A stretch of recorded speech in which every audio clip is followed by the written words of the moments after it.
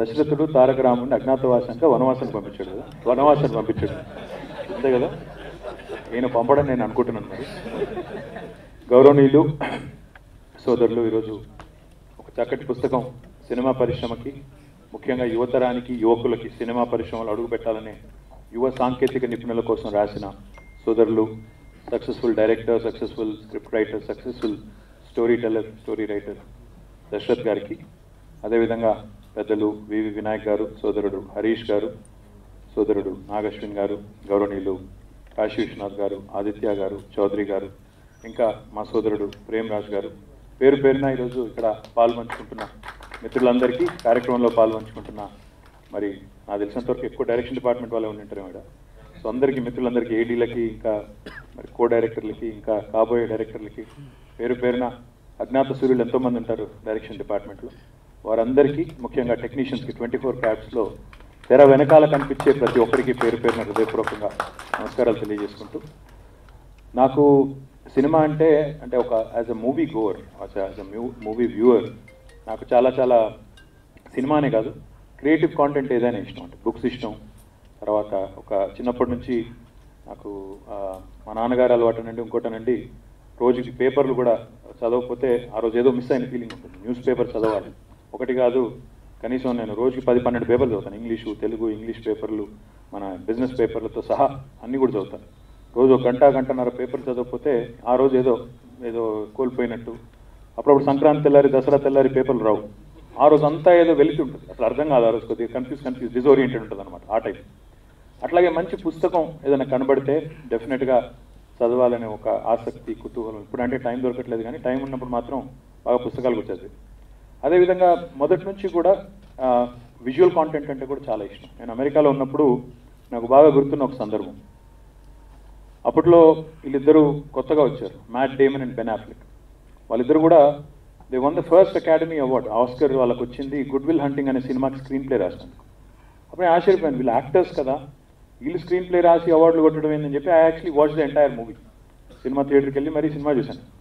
ఆ రోజు అర్థమైంది నాకంటే అల్టిమేట్లీ తెర ముందు కనబడేది, తెర పైన కనబడేది మనకి అల్టిమేట్ అవుట్పుట్. అంటే దాని వెనకాల ఎంతోమంది, ఇందాక నేను చెప్పినట్టు అజ్ఞాత సూర్యులు, తెర పైన కనబడని, తెర వెనుక కష్టం చేసే సైనికులు, కష్టపడే వాళ్ళు ఎంతోమంది కష్టపడితే ఆ అల్టిమేట్ అవుట్పుట్ వస్తుందని ఆ రోజు నాకు ఒక చిన్న థాట్ వచ్చింది. ఆ తర్వాత అదే క్రమంలో యుఎస్లో ఉన్నప్పుడే, అక్కడ అమెరికాలో ఉన్నప్పుడే, మీకు ఎవరికైనా గుర్తుందో లేదో నాకు తెలియదు కానీ అప్పట్లో హెచ్బిఓలోనో మరి లేకపోతే ఇందులోనో దాంట్లో వచ్చేది ప్రాజెక్ట్ గ్రీన్ లైట్ అని వచ్చేది, గుర్తుందా? అప్పట్లో అంటే I think it was Warner బ్రదర్సో లేకపోతే యూనివర్స్లో ఎవరో స్టార్ట్ చేశారు. Sorry, ya exactly. సో ఆ ప్రాజెక్ట్ గ్రీన్ లైట్ కూడా వీళ్ళే, I think Matt Damon, Ben Affleck start చేశారు. వాళ్ళ ఐడియా ఏంటి, సినిమా అంటే 24 క్రాఫ్ట్స్ ఉంటాయి, మరి కొత్త తరం రావాలి, కొత్త టాలెంట్ రావాలి, ఎప్పటికప్పుడు కొత్త నీరు వస్తేనే మరి నిత్యనూతనంగా ఉంటుందనే ఉద్దేశంతో వాళ్ళు లాంచ్ చేసిన ఒక కాన్సెప్ట్. అందులో భాగంగా ఎట్లా అంటే, ఇప్పుడు మీరు షార్క్ ట్యాంక్ అని చూసుంటారు, ఈ మధ్యకాలంలో టీవీలో వస్తుంది. అదే మాదిరిగా ఎగ్జాక్ట్లీ అదే పద్ధతుల్లో బేసికలీ స్టూడియో డ్రివెన్ కొత్త టెక్నీషియన్స్ని, కొత్తగా సాంకేతిక నిపుణుల్ని పరిచయం చేసేదానికి, వాళ్ళకి క్రాఫ్ట్ నేర్పించే దానికోసం ప్రాజెక్ట్ గ్రీన్ లైట్ అని అక్కడ స్టార్ట్ చేశారు. I use to watch it very very closely. అంటే అది ఆల్మోస్ట్ లైక్ ఎట్లా ఉంటుందంటే, జస్ట్ బ్రాడ్గా, నాకు సరిగ్గా గుర్తులేదు, చాలా రోజులు 20 ఏళ్ళ పైన అయినట్టుంది. ఎట్లా ఉంటుందంటే, ఒక 15-16 మంది రకరకాల కొత్త డైరెక్టర్స్ని వాళ్ళు ముందు తీసుకొస్తారు, వాళ్ళ కథలు మనకు మొత్తం నెరేట్ చేస్తారు. అంటే మనం అందరికి, వ్యూవర్స్కి, ఆడియన్స్కి నెరేట్ చేస్తారు, అక్రాస్ ద టేబుల్ నెరేషన్ ఉంటుంది. ఆ తర్వాత అందులో ఓటింగ్ ద్వారా షార్ట్ లిస్ట్ చేసి ఈవెన్చువల్గా నలుగురికి ఒక హాఫ్ అన్ అవర్ లేదా 45 మినిట్స్ ఎపిసోడ్ తీసే అవకాశం ఇస్తారు. ఆ డబ్బులు మొత్తం వాళ్ళే పెట్టి ఆ తర్వాత ఆ 4ని మళ్ళీ టెలికాస్ట్ చేస్తారు. టెలికాస్ట్ చేసిన తర్వాత దానికి ఓటింగ్ మళ్ళీ చేసి ఏది అల్టిమేట్గా విన్నర్గా వస్తుందో వాళ్ళకు ఒక ఫీచర్ ఫిల్మ్ తీసే అవకాశం. సో అంటే నాకు అందులో కొత్తగా అనిపించింది ఏంటంటే అంటే సినిమా ఇండస్ట్రీ అయినా ఇంకోటైనా అల్టిమేట్లీ రాజకీయమైనా, ఇన్ఫ్యాక్ట్ రాజకీయంలో కూడా నేను ఇప్పుడు ఉదయం నుంచి ఇది నాది 3rd or 4th ఈవెంట్, మధ్యలో ఫ్యామిలీ ఈవెంట్ ఉండింది, 3rd or 4th event. Each time we speak, each time we hold a mic, essentially you're telling a story. ఎవరైనా, అది రాజకీయ నాయకుడైనా, లేకపోతే పబ్లిక్ లైఫ్లో ఉన్న వాళ్ళైనా, లేకపోతే ఎవరైనా కూడా eventually you have to paint a picture with your words. You literally have to create whatever you want to say. నువ్వు ఏమని చెప్పాలనుకుంటున్నావో దాన్ని ఒక ఛాయాచిత్రం లాగైనా చలనచిత్రం లాగైనా చూపెట్టగలిగినప్పుడే సక్సెస్ఫుల్గా అవుతుంది. అల్టిమేట్గా కరెక్ట్గా కనెక్ట్ అవ్వగలగాలి ప్రజలకి. ఇప్పుడు కేసీఆర్ గారు మాట్లాడినప్పుడు మీకు గుర్తుండాలి, కరోనా టైంలో టీవీలకు అతుక్కొని పోయి ఎట్లా చూసేవారో గుర్తుండాలి మీకు.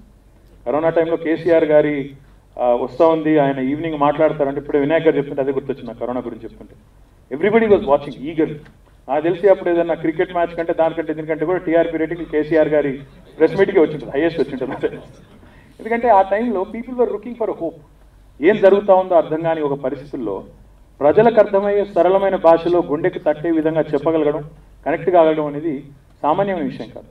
కేసీఆర్ గారి సక్సెస్ వెనకాల కారణం కూడా నిజంగా చెప్పాలి అంటే ఒక్కసారి వెనక్కి తిరిగి చూస్తే, సరే ఇవాళ కేసీఆర్ గారు పరిపాలనా దక్షుడు, 8.5 ప్రభుత్వం నడిపిన తర్వాత ఆయనకి సామర్థ్యం సత్తా ఉంది, తెలంగాణలో కూడా నాయకత్వ కొదవలేదు, నాయకత్వ పటిమకు ఇబ్బంది లేదు అనే ఒక అభిప్రాయాన్ని కేసీఆర్ గారు కలిగించగలిగింది.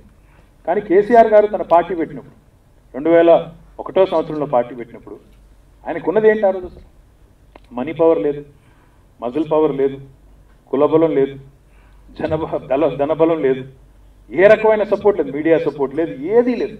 Everything was stacked up against him. ఆయనకున్నదల్లా ఒకే ఒకటి ఆ రోజు, ది ఎబిలిటీ టు నెరేట్ అనే అద్భుతమైన ఉపన్యాసం, ప్రజలతో కనెక్ట్ అయ్యే ఒక సత్తా, అద్భుతంగా ప్రజల భాషలో వాళ్ళ గుండెకి తట్టే విధంగా చెప్పగలిగే ఒక సత్తా. ఒక దర్శకుడికైనా, ఒక స్క్రిప్ట్ రైటర్కైనా, ఒక ప్రజానాయకుడికైనా అల్టిమేట్గా కావాల్సింది అదే. But one thing is a fact, KCR గారు అద్భుతంగా మాట్లాడతారు, అటల్ బిహారీ వాజ్పేయి గారు గొప్పగా మాట్లాడేవారు, కరెక్టే. కానీ ఒక గొప్ప వక్త ప్రజల ముందుకు వచ్చి మాట్లాడినప్పుడు అల్టిమేట్గా దాని వెనకాల చాలా గంటల కృషి ఉంటుంది. కేసీఆర్ మాట్లాడినప్పుడు ఆయన నోటెంబడ టీఎంసీల గురించి, నోటెంబడ అసలు ఏ గుట్ట ఎక్కడుంది, ఏ పుట్ట ఎక్కడుంది, ఏ వాగు ఎంత, ఏ నది లోతు ఎంత ఆయన చెప్తుంటే అర్థం కాదు ఇంత సబ్జెక్ట్ ఏంటి అని. ఎందుకు అంటే దాని వెనకాల అంత పరిశ్రమ ఉంటుంది. మరి ఆ పరిశ్రమకు కూడా అల్టిమేట్గా మళ్ళీ ఎక్కడి నుంచి వస్తాయి, ఆ డీటెయిల్స్ అన్ని ఎక్కడి నుంచి వస్తాయి? పెద్దవాళ్ళు రాసిన పుస్తకాలు, అందులో ఉండే విషయాలు, ఆ విషయ పరిజ్ఞానాన్ని సంపాదించుకుని అల్టిమేట్గా మళ్ళీ అక్కడ నుంచి స్టోరీ టెల్లింగ్ని ఎబిలిటీ చేసుకోవడం. ఇప్పుడు అల్టిమేట్గా దశరథ్ గారి పుస్తకం గురించి కూడా నేను చెప్పేది ఏంటంటే, ఇవాళ I should really compliment not only Dasharath గారు బట్ ఆల్సో తెలంగాణ భాషా సాంస్కృతిక విభాగం. ఎందుకంటే సినిమా వాళ్ళు అంటే ఇందాక హరీష్ గారు చెప్పినట్టు మాకేం సంబంధం, ఇది సాంస్కృతిక శాఖ అంటే మాది వేరు, భాష వేరు, సంస్కృతి వేరు, సినిమా వేరు అనే ఒక అభిప్రాయం నుంచి కాదు, ఒక అద్భుతమైన పుస్తకం, అందరికీ ఉపయోగపడే పుస్తకం వచ్చినప్పుడు మనం కూడా ప్రచురించాలి అని ముందుకొచ్చి మామిడి హరికృష్ణ గారు ఇక్కడ ఉన్నారో తెలియదు, ఆయన మరి భాషా సాంస్కృతిక విభాగం డైరెక్టర్ గారు, వారికి నా అభినందనలు. మంత్రి శ్రీనివాస్ గౌడ్ గారికి కూడా నా అభినందనలు, ఎందుకంటే వారి డిపార్ట్మెంట్ వచ్చిన పుస్తకం ఇది. దశరథ్ గారికి మనస్ఫూర్తిగా అభినందనలు, ఎందుకంటే A to Z కథా రచన రాబోయే రోజుల్లో విషయ పరిజ్ఞానాన్ని పెంచుకొని story telling as an ability కొంతమందికి అవసరం లేదేమో. ఫర్ ఎగ్జాంపుల్ నాగి ఏం చదివినా నాకు తెలియదు పుస్తకాలు, కానీ సినిమాలు అయితే 2 బాగా తీసేది. అట్లాగే నేను సందీప్ వంగా కూడా when I saw his movie I was blown away. కొన్ని సినిమాలు చూడంగానే అర్జున్ రెడ్డి చూడంగానే, లేదా మన మహానటి చూసినప్పుడు కానీ, శివ చూసినప్పుడు, కొన్ని ఐకానిక్ సినిమాలు కొన్ని చూసినప్పుడు యాజ్ ఎ వ్యూవర్, అంటే నేను ప్యూర్లీ అంటే హరీష్ మంచి సినిమాలు తెలియదు, వినాయక్ గారు మంచి సినిమాలు తెలియదు అంటలేదు మీ కాదు కొన్ని సినిమాలు దే ఆర్ అంటారు మైండ్ బెండింగ్ మూవీస్ వస్తాయి, కొన్ని వచ్చినప్పుడు యూ బ్లోన్ అవే కంప్లీట్లీ. ఒక శివ వచ్చినప్పుడు అప్పట్లో 80s it was a cult film. మరి ఇదేంటి దిల్ చాహతా అని ఇంకో సినిమా వచ్చింది మధ్యలో, వారాణసి. ఇట్లాంటి సినిమాలు వచ్చినప్పుడు యూఆర్ బ్లోన్ అవే, అరే ఇది this is different from what I imagine cinema would be. అసలు సినిమా అంటే ఇట్లా ఉండాలి అనే దానికి కాకుండా ఇట్లా కూడా తీయవచ్చు అని చెప్పే విధానం. సో అల్టిమేట్గా అవన్నింటికి బేస్ మళ్ళీ proper scripting, proper screen play, proper way of telling a story, proper narration, ఇదంతా కూడా ప్రేక్షకుడికి ఆయన మనసుకి హత్తుకునేటట్టు తీస్తే డెఫినెట్గా మనం విజయం సాధించవచ్చు అనే దానికి ఐ థింక్ దశరథ్ గారి బుక్ తప్పకుండా ఉపయోగపడుతుందని నేను మనస్ఫూర్తిగా అనుకుంటున్నాను. మరి ఆదిత్య గారు, you gave me a very good idea, you gave me I didn't know this international film festival మరి బెంగళూరులో ఉందని తెలియదు నాకు. మరి బెంగళూరుతో అన్ని విషయాల్లో పోటీ పడుతున్నాం, దీనిలో తప్పకుండా వాళ్ళని పోటీ పడాలి వాళ్ళని. ఎందుకంటే కన్నడ పరిశ్రమ కంటే తెలుగు పరిశ్రమ ఎప్పటి నుంచో చాలా పెద్దది, చాలా పెద్దది. ఈరోజు ఇప్పుడే హరీష్ చెప్పినట్టు literally we're ruling the rules. In fact they is not far, Nagi was saying they is not far Telugu. In fact ప్రస్తుతం మన సీజన్ నడుస్తుంది, మరి ఇంకెన్నేళ్ళు నడుస్తుందో తెలియదు కానీ సీజన్ అయితే మనదే నడుస్తుంది. ఇన్ఫ్యాక్ట్ మేము కూడా ఇన్స్పిరేషన్గా తీసుకున్నాం. నేను 2-3 టీవీ ఛానల్లో కూడా చెప్పాను, కేసీఆర్ గారు నేషనల్ పార్టీ పెడుతున్నారు, ఏంటి సార్ ఏం సంగతి అంటే నేను చెప్పాను, ఒక కంటెంట్ ఉన్న తెలుగు సినిమా పాన్ ఇండియా బౌలినప్పుడు కంటెంట్ ఉన్న తెలుగు నాయకుడు ఎందుకు పోలేడు?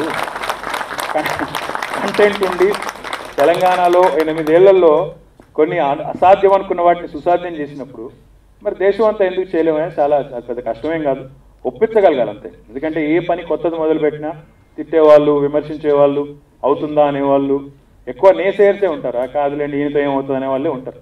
కానీ అల్టిమేట్గా కంటెంట్ ఉంటే సినిమా అయినా హిట్ అవుతుంది, నాయకుడైనా పార్టీ అయినా తప్పకుండా హిట్ అవుతుందనే విశ్వాసంతోనే ఇవాళ పాన్ ఇండియా మేము కూడా పోతున్నాం. మరి పాన్ ఇండియాలో డెఫినెట్గా మేము కూడా సక్సీడ్ కావాలని మనస్ఫూర్తిగా కోరుకుంటూ, ఆదిత్య గారు చెప్పినట్టు ఫిల్మ్ ఫెస్టివల్ ఏదైతే ఇంటర్నేషనల్ ఫిల్మ్ ఫెస్టివల్ ఏదైతే అన్నారో, I'll get some details from you Darshat also, and we'll ensure that Hyderabad also will host an international film festival. Will throw all of our energy behind it, and of course మీ అందరి శక్తి కావాలి.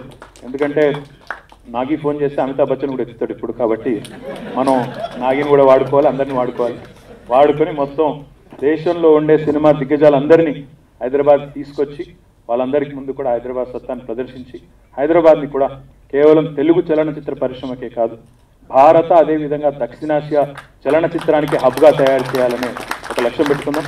దర్శత్ గారికి చాలా మొహమాటం ఎక్కువ. నేను అడుగుతా ఉన్నాను, ఆయన అప్పటి నుంచి చెప్తా ఉన్నాను ఆయనకి, మీరు టైం తీసుకోండి అంటే నేను 2 నిమిషాలే మాట్లాడుతున్నాను, ఎందుకు తిరిగి చెప్తున్నాను. మీరు టైం తీసుకొని డీటెయిల్గా చెప్పండి, ఏం చెప్పాలనుకుంటున్నారో వినేవాళ్ళు చాలామంది ఉంటారు, దిస్ ఇస్ అన్ ఒకేషన్ అని చెప్పాను. But I think you would rather let his work speak for him. తప్పకుండా నేనే కాదు, సినిమా హీరోలు అందరితో ట్వీట్ చేయించు. ఆయన చేస్తే ఎవడు చూస్తాడు, మధ్యలో సగం మంది చూస్తారు, సగం మంది తిడతారు.